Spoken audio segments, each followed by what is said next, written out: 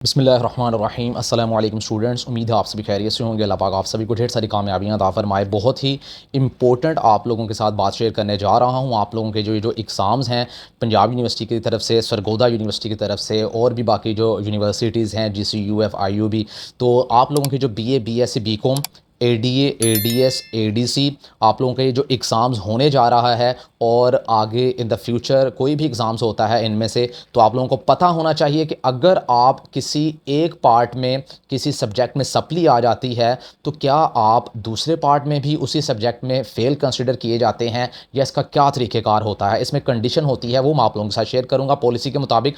आगे बढ़ने से पहले वीडियो को लाइक ज़रूर कीजिएगा और चैनल को भी सब्सक्राइब कर लें। तो स्टूडेंट्स, आप लोगों को मैं बताता चलूँ कि फॉर एग्ज़ाम्पल आप लोगों के एक पार्ट के 4 सब्जेक्ट हैं, यानी कि पार्ट 1 के 4 सब्जेक्ट हैं और 4 सब्जेक्ट का पेपर आप लोगों ने दिया है और उसमें आप लोग पास हो गए हैं और साथ में आप लोगों ने पार्ट 2 का एग्ज़ाम दिया है, या तो उसी के साथ दे दिया या फिर नेक्स्ट ईयर दिया।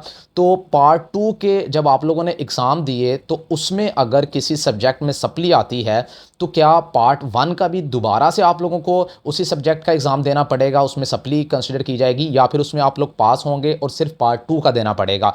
इसमें कंडीशन मैं आप लोगों को बता दूं कि वो ये होती है कि अगर तो आप लोगों का सिर्फ 1-2 सब्जेक्ट में सप्ली है ना, यानी 1, 2 या 3 सब्जेक्ट में सप्ली है, मिनिमम 3 सब्जेक्ट्स होते हैं, तो 3 सब्जेक्ट से ऊपर अगर सप्ली आती हैं तो आप लोगों को दोबारा से सारा एग्ज़ाम कंप्लीटली देना पड़ता है। अगर तो आप लोगों की 2-3 सब्जेक्ट में सप्ली है तो फिर आप लोगों की जिस पार्ट में सप्ली है सिर्फ उसी पार्ट के सब्जेक्ट का एग्ज़ाम देना पड़ेगा दोबारा से, और पिछले पार्ट का एग्ज़ाम नहीं देना पड़ेगा। अगर पार्ट 2 में सप्ली है या पार्ट 1 में सप्ली है तो सिर्फ सप्ली वाला पेपर देना पड़ेगा।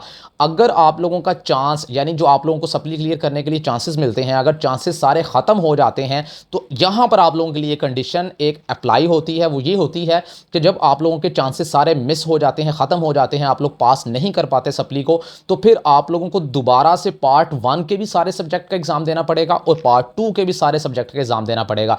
जिस जिस सब्जेक्ट में आप लोग पास होंगे उसका भी दोबारा से एग्ज़ाम देना पड़ेगा। तो ये एक पॉलिसी होती है यूनिवर्सिटी की तरफ से, बल्कि HEC की तरफ से पॉलिसी बनाई गई है जो कि सभी यूनिवर्सिटीज़ के स्टूडेंट्स को फॉलो करना पड़ती है।